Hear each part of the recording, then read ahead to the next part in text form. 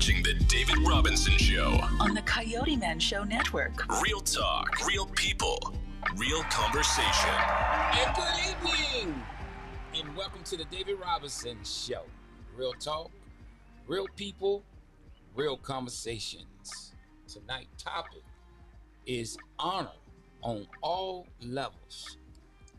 The Bible says you should give honor where honor is due. Tonight, I have a special guest on my show tonight who have made some major accomplishments in his life and doing some major things still to influence the community and make some things happen. Without further ado, let's give Mr. Colonel Holloway a hand this evening on the David Robinson Show. Thank you very much. Thank you. Welcome, Colonel. He is a man who has many stories and many things to tell. But first of all, I want to just thank you for coming on my show. Mr. Thank you Colonel, for the invitation. Yes. Had the privilege and short time to work with you on these past few months and find out some things about you was definitely that need to be heard. All right, sir. And shared with the world. Right. I know you're ready to get this over with. Well, Mr. Colonel. I appreciate the opportunity. Yes, sir. Well, I want to dive right into it. What inspired you, first of all, to go into the military? It goes back to family. All the men in the family served during World War II. And on both sides of family, my mother's side, my father's side. And they all survived World War II. And I even had one uncle who was in World War I that I knew very well. And he used to tell the stories about when Persian rode by on his horse and that kind of thing. So as a youth, I was exposed to military stories and those kind of things. I had one uncle who spent 33 years in the military. And he was a very interesting gentleman in that he never forgot a birthday of none of the nieces, nephews, brothers, sisters. He's always very thoughtful. Just like clockwork, your birthday, you'll get a birthday card from him or a gift. He did the same thing for all my sisters and all my brothers and all my cousins. It's like 22 of us all told in the family. So he was the patriarch of the family.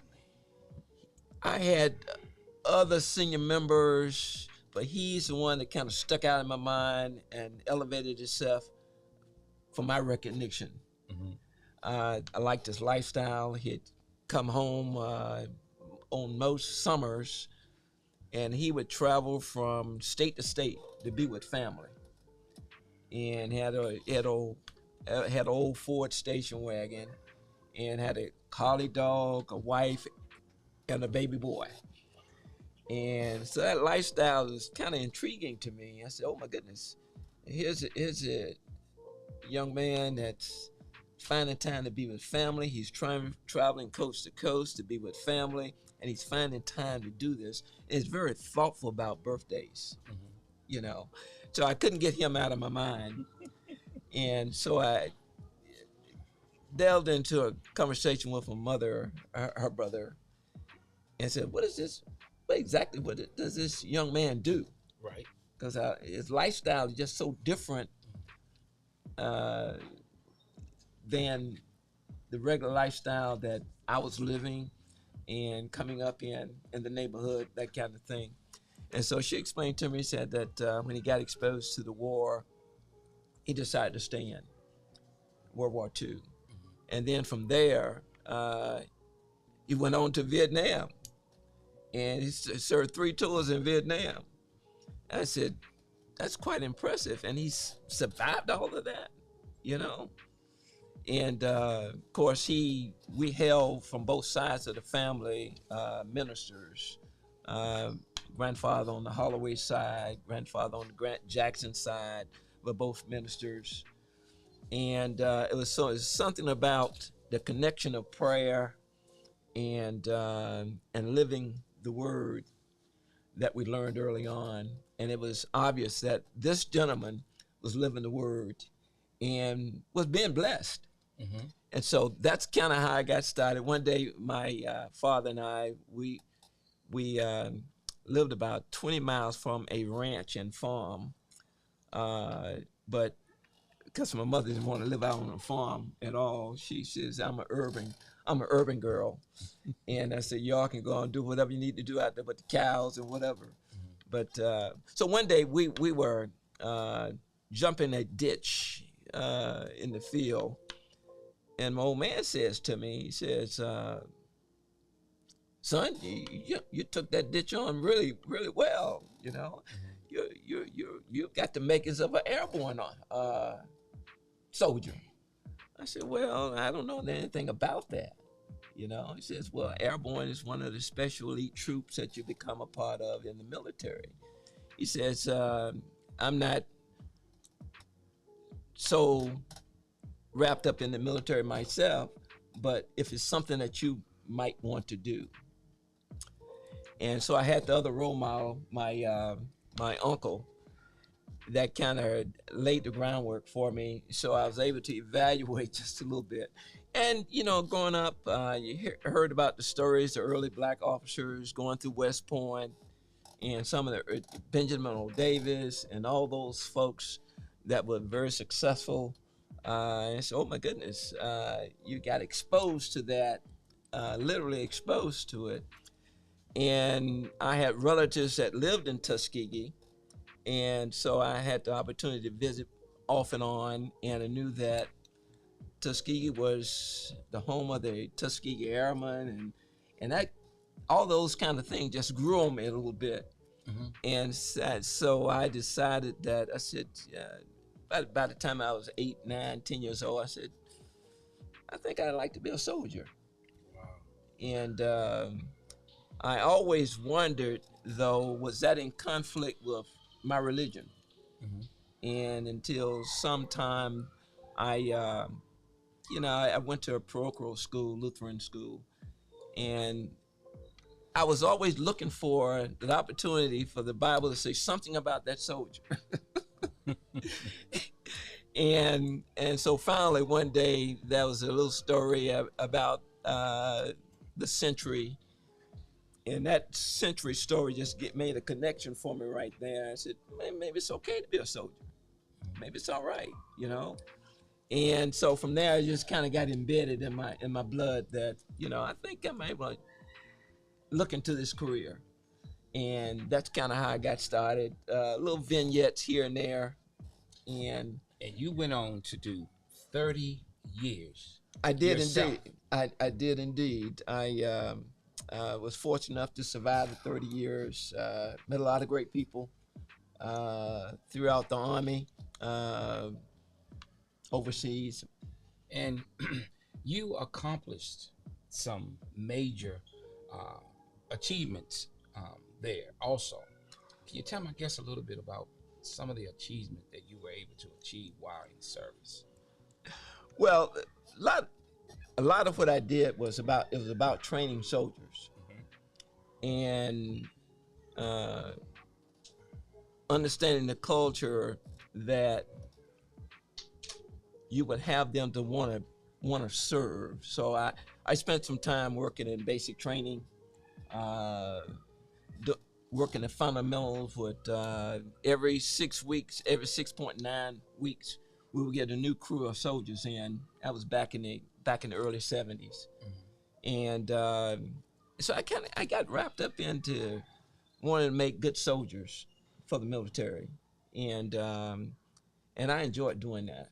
And so once I got involved in that, the Army saw me as a talent and saw that my sincerity came through, and they started to making recognition, you know. So as a young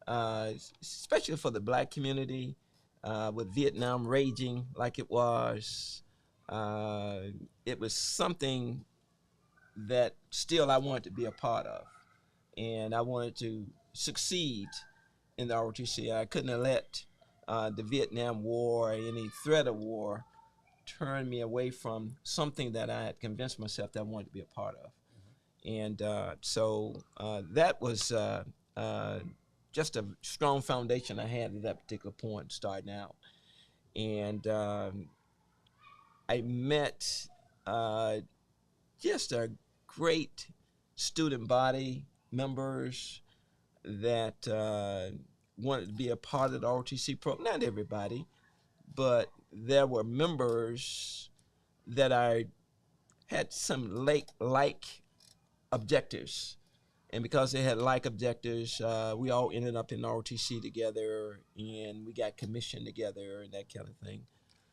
I guess fast forward, the real success of some of that is that the university invited me back to be a trainer, and I was able to influence some younger students. I guess I'd been in the service about 5 years, and the university invited me back to train ROTC cadets, and that was just such a joy. And so as I was being honored at the Hall of Fame most recently, at Alabama A&M University, I was, as another gentleman, being honored too. He was one of my top students who had become a 2-star general.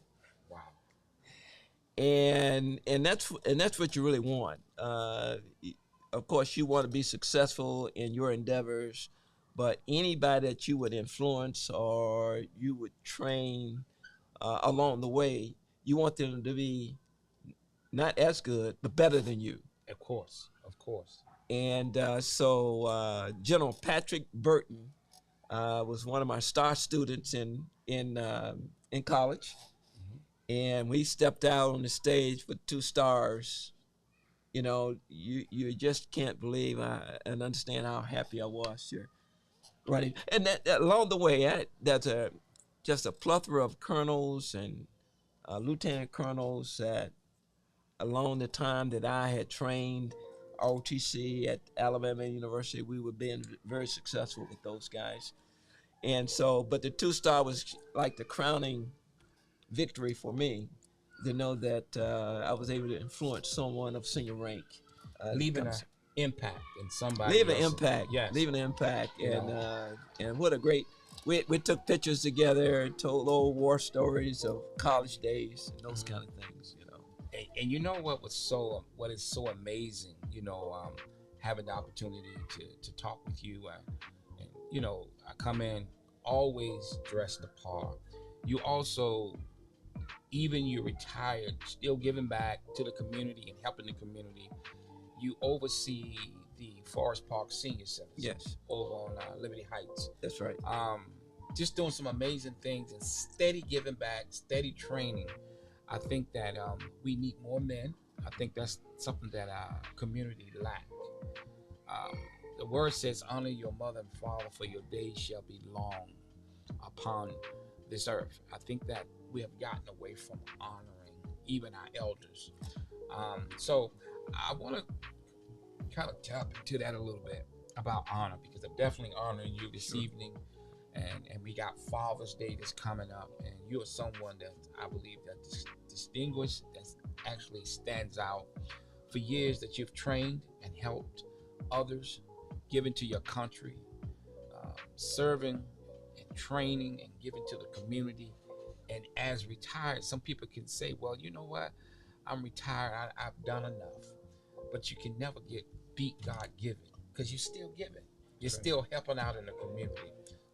If I could just add, an awful lot of great role models that I knew along the way and observed. One that a lot of people know, John Colin Powell. Okay, And certainly I never served with John Powell. I served during his era. and there was so many other general officers and colonels, lieutenant colonels that I was able to observe and see as I was coming up. My connection with Colin Powell, General Powell, was is that at his retirement ceremony at Andrews Air Base, as I was going through the receiving line, I was able to tell him, I said, General Powell, uh, your father-in-law was my principal in high school. So he pulled over his wife, Alma, and we had a nice little conversation and chat about that. But that just an example of an event that along the way that I was involved in. But there's so many other generals and officers, male and female. General Adam Zender is one of our role models that exists today. She's retired, and she elevated, become the commander of Fort Belvoir. And so there were so many role models that I was able to become friends, if I can say that, and want to get to know better their contributions. So it laid the groundwork for me to want to continue to do better myself. And I think you said a key word is role models. I don't think we have enough of those today. You spoke of role models. And, you know, the short time I've known you, you're one that I look as a role model. I said day one, just sitting down talking to you and just the way you carried yourself and the way you handled yourself let me know that you was a man that was about business. But you carried yourself that in everything that you do. And now I want to talk about a little bit something else. I want to talk about these rings that you have on your finger. You know, I was like, wow. I mean, I sing, but hey, here's your chance to tell the little world. I know the story. Well, the reality is that doing 30 years of service, coming up, growing up, developing, you make small investments. You see things you like, you put it away. 30 years in the military is pretty strict on dress code, jewelry and those kind of things. Essentially, you could wear one ring during the time of your service or your uniform. And so, but along the way, I was able to, as I traveled, I saw different rings and that I invested in because I liked them. Right. And not only that, they represented my investment in myself, such as the very first ring I got, I couldn't afford to get, and that was my college ring. That when I graduated, my mother made sure that I had a high school ring. Okay. So that meant something to her, and I learned to cherish that. So that was my very first ring. The second ring I couldn't afford to buy myself after I graduated as a young lieutenant, but my young brother found out that I hadn't purchased a ring for myself, a graduating ring for me, so he bought it for me. Okay. Along with his graduation ring from the university. And so that was very emotional for me for him to have done that. He was 3 years. He spent 22 years in the military itself, as a matter of fact. Major Reginald Holloway. So the rest of it came along. Your BS degree, you got a ring. Your master's degree, you got a ring. Your PhD, you got a ring. It was a tradition that I continued to follow. And along with some other accumulations that as I traveled, I saw something significant that represented my place in time at that point. I thought that was something unique and different. I've seen that people, they buy different things, but that I was blown away. And then when you told me what they meant, just like you were sharing, being able to get something that you accomplish or invest in yourself. I think a lot of people won't take time to invest in themselves. We invest in other things and other people, but we don't invest in ourselves. What would you say the one thing that helped you? I'm going to talk about something that a lot of us shy away from: discipline. The one thing that helped me is that I had my father. He was, like I said, both sides of the family had both grandfathers were ministers.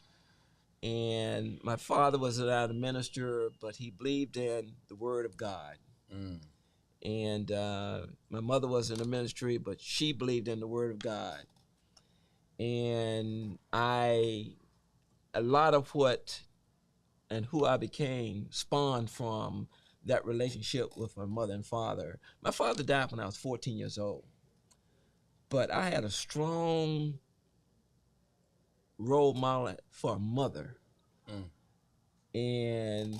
And she after my father passed, she'd call us in and say that, I don't want this to stop you and your sisters and brothers from achieving your goals and objectives. That's why I'm here, to help make sure you do that. So I had a strong mother that stepped in. Man, she stepped in after my father passed, and she made sure that I was academically employed, also employed to have a little livelihood, have a little change in my pocket. And she made sure that happened for me. And she was just one strong lady. A lot of folks say, ladies, a single parent can't do it. But I'm here to tell you, this single parent was one strong single parent. And because not only did she have me as a young 14, 50-year-old kid that lost his father, she had 5 other kids. So 6, Lord have mercy. Wow. And one of which she that became a part of the family because her sister had passed. So with a mother like that, she wouldn't allow you to be denied your opportunity to achieve the things that you wanted to achieve, because she was right behind you every step of the way. Right, and then when she had to get out front and lead the way, she did that too. So let me say this, Carl. What would you say to my guests, especially out to the men, since we coming up on Father's Day, and honoring our fathers? What would you say to the men to encourage men out there that are watching? What would you say to them as men, as fathers, those that don't maybe have a father? What would you say to them? Just some words of encouragement. I guess, of course, I have a son myself, and he's turning 40 this time. And to other young men that are out there, I would say that look to the men in the community, and you will find those role models that you would want to emulate. They're there. They are absolutely there. It may seem far and few in between from time to time for whatever reason, but we got some very strong men in our communities, and they're here to help, they're here to serve, and they're here to support. And that's things that would make you suggest that, well, maybe I'm not getting attention, but they're there. Mm-hmm. And you just got to realize it. And sometimes you just ask for help, and help will step up. So if my guests want to get in touch with you, because you got some major things that are going on over at Forest Park Senior Citizen. So we're going to talk about presently what you're doing. Those are the things that you did in the past, major things that you accomplished. Talk about your present, things that you're doing now. Sure. That's enlightened the community and different things that you're going on over there. Well, so one of the things that happened for me is that as I retired from the military, I wanted to make a connection to the community and not just be the old retired colonel running the beltway trying to make a dollar. I had the benefit of still having a GI Bill, and had the benefit of having a 9/11 bill, because 9/11 occurred when I was in the Pentagon. And so I had those resources behind me, and I made a connection with Morgan State. Morgan State just happened to be one great university where I met a lot of good role models during my time in the service.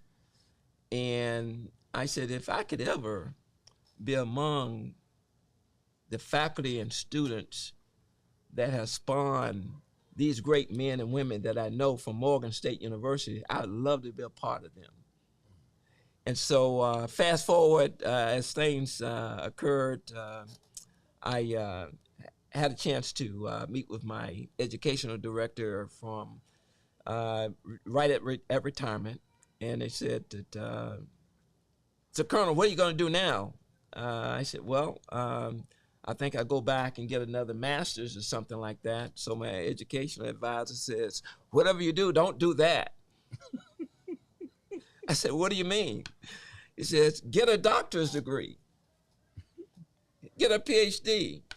And so at that particular point, I got to looking around, and I finally realized, I said, Morgan is not that far away. You were influenced by a lot of great men and women from Morgan. Here's your chance.